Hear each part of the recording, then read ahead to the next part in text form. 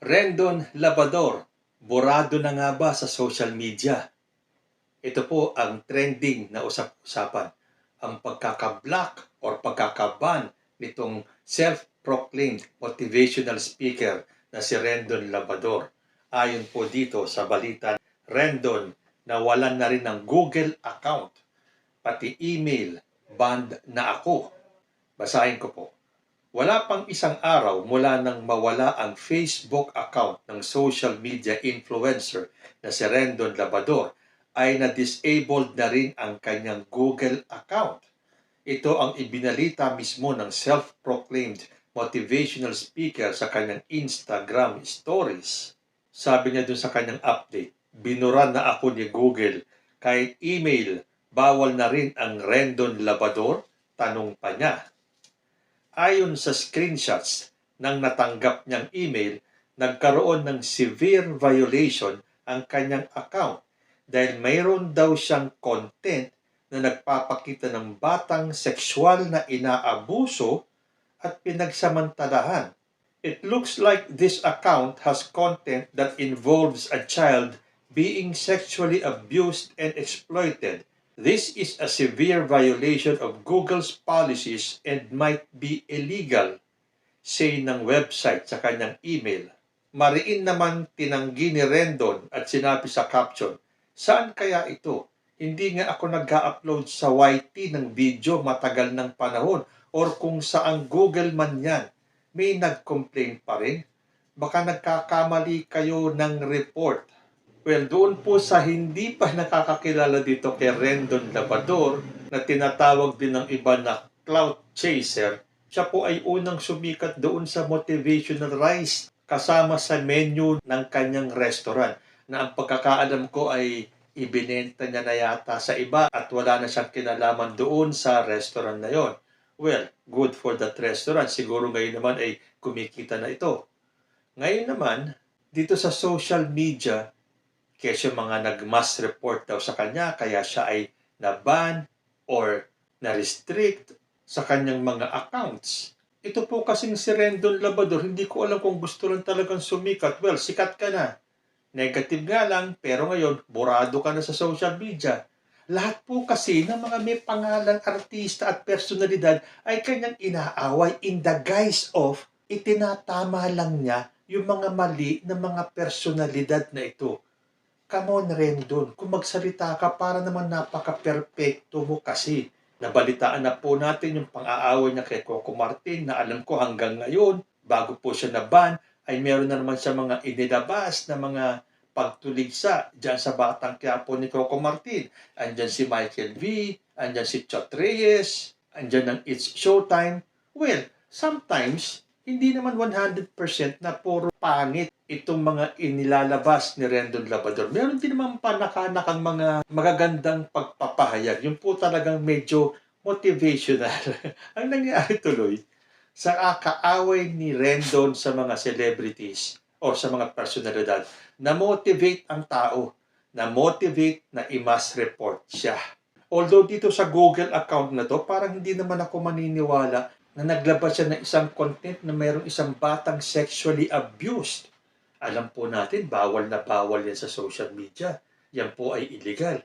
Alangan naman, sa talino ni Rendon ay maglalabas siya ng ganun. Well, hindi po natin alam ha. Yun po kasi ang nakalagay dito sa sinabi ng Google kay Rendon. Tuloy ko po yung kwento. Sa isa pang IG story, tila nanawagan pa si Rendon sa mga naniniwala at sumusuporta sa kanya kung maaaring bigyan siya ng pagkakataon upang ipagpatuloy ang kanyang advokasya. Ang mensahe ko sa mga naniniwala at gustong suportahan ang advocacy ko para sa katotohanan at maitama ang mga mali sa Pilipinas. Kung bigyan nyo ako ng platform para magsalita ay gagawin ko. Sabi pa niya, hindi na tama yan. Hindi na reasonable ang mga dahilan ng mga pagre-report ninyo. Pati email, banned na ako. Kawawa talaga ang Pilipinas kung wala ako. Kahit ano na lang, basta may ma-report. Ito kasi ang hirap kay Rendon. Akala mo siya yung itinalagang savior ng Pilipinas. Yan na nga ang nangyayari sa'yo. Nagyayabang ka pa. Ano tong sinabi mong ito? Kawawa talaga ang Pilipinas kung wala ako. Alam mo kung tutuusin, hindi kawawa ang Pilipinas. Mabuti yung wala ka kasi masyado ka ng toxic. Parang isa ka nandyan sa mga celebrity na know-it-all, yung parang akala nila lahat ng sinasabi nila ay tama. Na parang sila ay walang puwang na magkamali. Magugunitan sunod-sunod nang nababan ang social media accounts ni Rendon. Unang na-take down ang TikTok account ng social media influencer matapos i-report ng mga taong galit na galit sa kanya. At kasunod nga niyan ay natsugi na rin ang official Facebook page niya na may halos 2 million followers at milyon-milyong likes. Napag-iinitan ng mga netizen ang self-proclaimed motivational speaker dahil sa mga prangka at maaanghang nitong mga comments sa mga local celebrities at political leaders ng bansa. Sample po tayo ng mga kayabangan nitong si Rendon Labrador. Nung pong nabigyan ng 12-day suspension ang It's Showtime, sabi po niya, sana man lang yung mga kalabang mga noontime show dyan, magpasalamat naman kahit konti. Tataas ang ratings ninyo ng 12 days. Simpleng thank you, Rendon. Ma-appreciate ko na yan. Hashtag stay motivated. At ang huling artista naman na inaway niya, ito naman pong si Nadine Lustre. Post po ni Rendon Labrador. Mahina ang utak ni Nadine Lustre. Tipikal na ganda lang, pero sabaw pala. Sa isang post pa, sabi niya, defensive ka, Nadine Lustre. Kahit 10 taon pa ang nakalipas, hindi pa rin tama yung statement mo. Mahina ka talaga. Sinabi ko lang yung totoo para tumalino ka na. Stay motivated.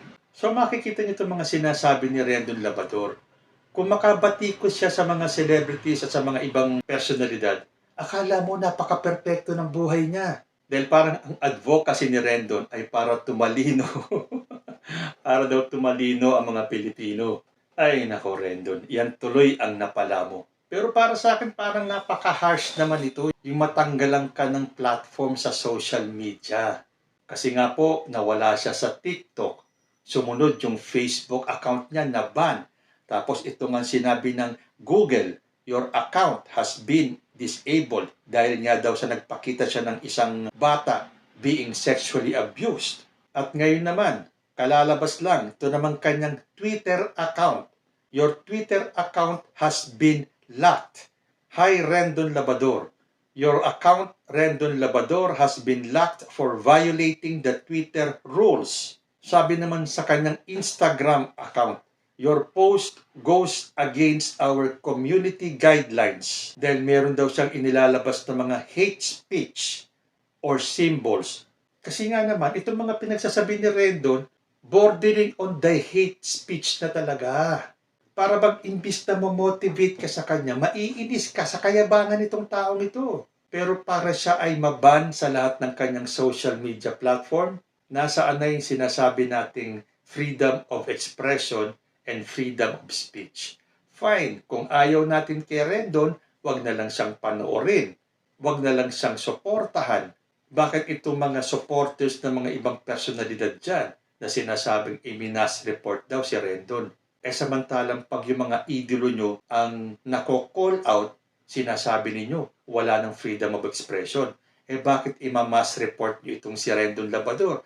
Fine, madalas hindi na nakaka-motivate si Rendon kundi nang aaway na. Di huwag niyong supportan, huwag niyong panoorin, huwag niyong basahin yung mga post niya. In that way, di mababawasan yung supporters niya. Dahil yan po kung mangyari sa mga idolo ninyo, hindi nyo rin magugustuhan. Bayaan natin siya kung siya ay nandiyan sa social media. Di parang circus. Meron tayong paglilibangan. Kung gusto nyong matawa, panoorin yung mga videos niya, basahin niyo yung mga post niya. Maaaliw kayo, hindi ba? At the same time, parang nakakaawa din naman tong si Rendon. Meron bang something dito sa pag-iisip ni Rendon? Tingin ko parang meron siyang superiority complex na sa sobrang pagka-superior ng tingin niya sa sarili niya, ito ang kinahinatnan. Halos burado ka na sa social media. So papaano mo pa maipagpapatuloy ang iyong advocacy kung wala ka ng platform. Isa-isa lang na natanggal itong mga account mo. May halong pagyayabang pa yung mga sinasabi mo. Kesyo papaano na ang Pilipinas kung wala ka? At gusto mo lang itama ang mali ng Pilipinas. At gusto mo lang maging matalino ang mga Pilipino. So tama ba na tayo ay matuwa dahil burado na si Rendon Labrador sa social media? Ay nako, babalik at babalik po yan.